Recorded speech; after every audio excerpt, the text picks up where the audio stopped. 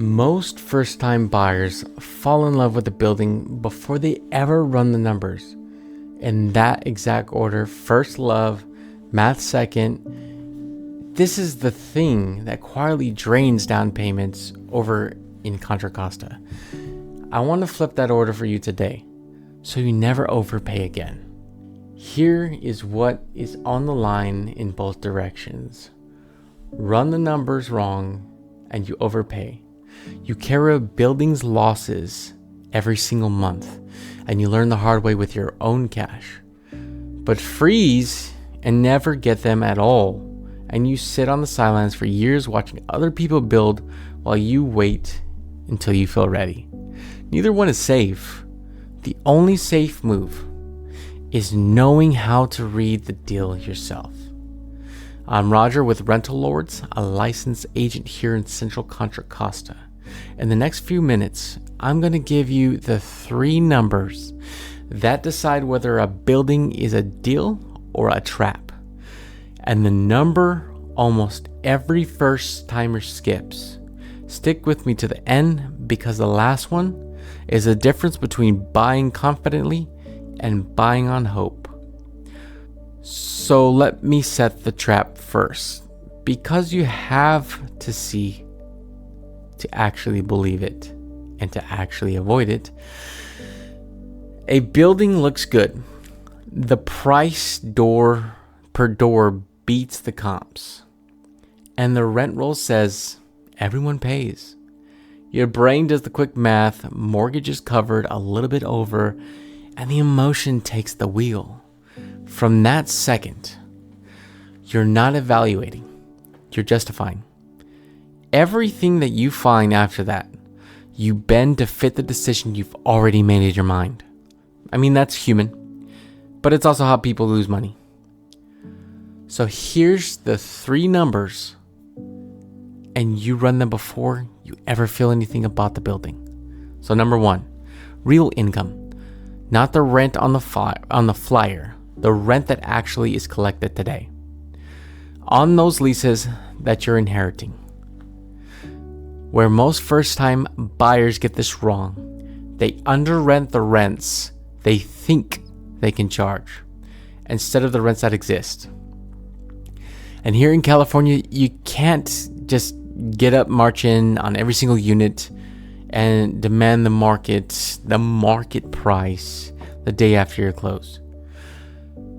So you buy at today's income, just period.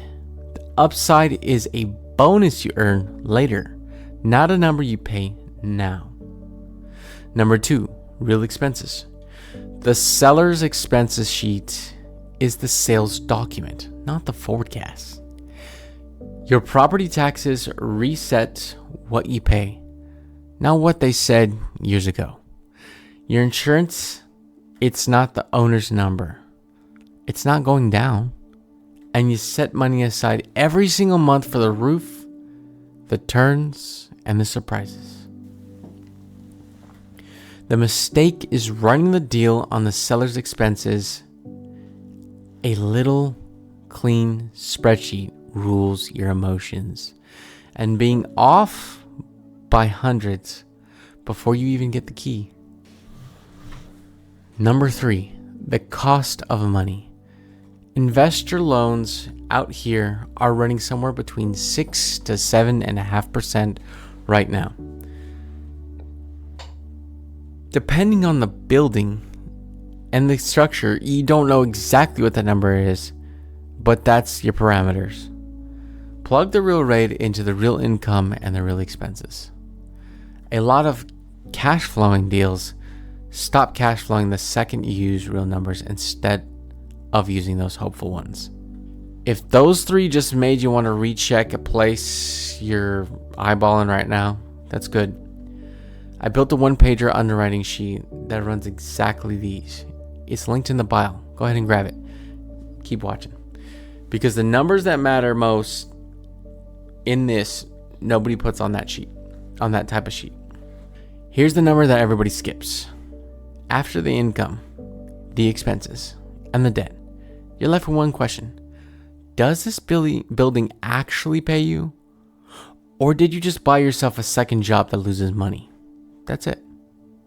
That's the whole game. Cash flow after everything real is counted. Not appreciation, and that's not the appreciation you're praying for. Not rents you hope to force. Not it'll work when rates drop. Today's building. Today's numbers. Today's rate. If it pays right now, everything's good, and everything good that happens later is upside. It's the upside. If it only works on a hopeful number, you didn't find a deal. You found a way to talk to yourself about how to get into something you don't really need to be in. And here's the 5-figure landmine hiding under number 1. In California, you're buying the existing tenancies and their terms, not a blank building, so that rent roll has to be verified against actual deposits and signed leases, not taken on faith. A unit that is occupied by someone who has not paid in months is not income. It's a liability, and you're paying the full price. And an unwinding is here to stay, and it's going to be very slow and very expensive. Verify the income with documents before you remove the contingencies, while walking away is still free. The way I look at buildings, and this is exactly why I went to the Michael Blanc syndication training, underwriting, construction, property management, is I assume the numbers are guilty until the document is proven and is proven them innocent. Quick pause. This is for anybody watching this video trying to buy right now. The expensive mistake is not the rate. It's buying the wrong building, and you usually cannot see it from a listing. I'm a licensed real estate agent here in Contra Costa, trained to underwrite a building before it underwrites you.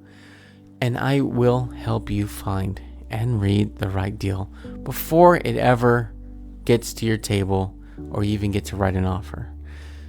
If you're looking at your first building or your first single family even, there's a free consultation with me linked below.